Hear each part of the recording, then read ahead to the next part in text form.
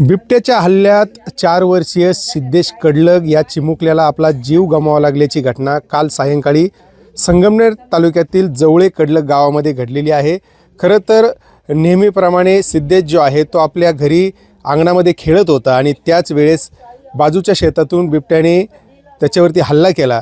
खरं तर सिद्धेशची आजी जी आहे ती या कडबा कुट्टी मशीनवरती या ठिकाणी चारा कटिंग करण्याचं काम त्या ठिकाणी ते करत होते आणि त्यांचं लक्ष या मशीनकडे असतानाच जो अंगणात खेळणारा सिद्धेश आहे या बाजूला जर आपण बघितलं तर ह्या बाजूला त्यांचं घर आहे आणि याच अंगणामध्ये सिद्धेश जो आहे तो खेळत होता।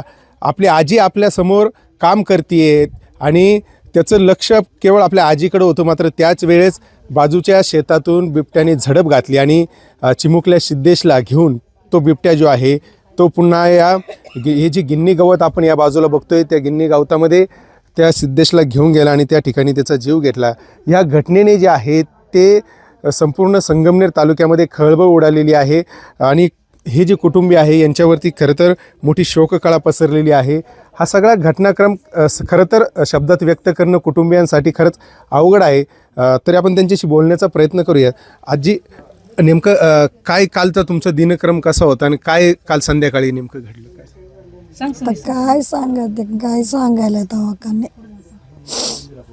तुम्ही काय करत होता नेमका? सिद्धेश काय नाही हो, इथून म्हणलं काय आणलं फक्त जाळी बरं इथूनच कुठून काय आलं घरात माझी पार तिकडे फिरली दिसलं नाही ना मला तो, म्हणून इथं पाहिलं घरात पाहिलं मग तिकडे पाहिलं तर दिसला तो फक्त तोंड फिरलं ते हा ना हो, फक्त तिकडं माही तोंड फिरलं इकडं पाठ झाली। आता पाठीला काय माणसाचे डोळे राहतात ते गिन्नी गवत हलत होतं म्हणून तिकडं पाहिलं त्यांनी, मग तिथंच होता बिबट्या होता आणि तिला पोरगा होता। सिद्धेशचा स्वभाव कसा होता? काय चांगलं होतं हो, त्याचं फोन नाही भेटायचं।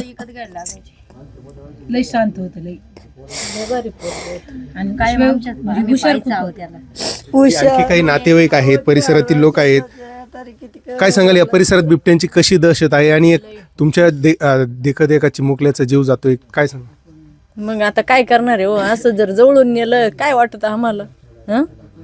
आम्ही रोज शेतामध्ये कामं करीतो, कधी बी दिसत त्यांना दुपारी 12 वाजता 1 वाजता आम्हाला रोज कामाला जावं लागतं, पोटासाठी काहीतरी करावंच लागतं ना आम्हाला।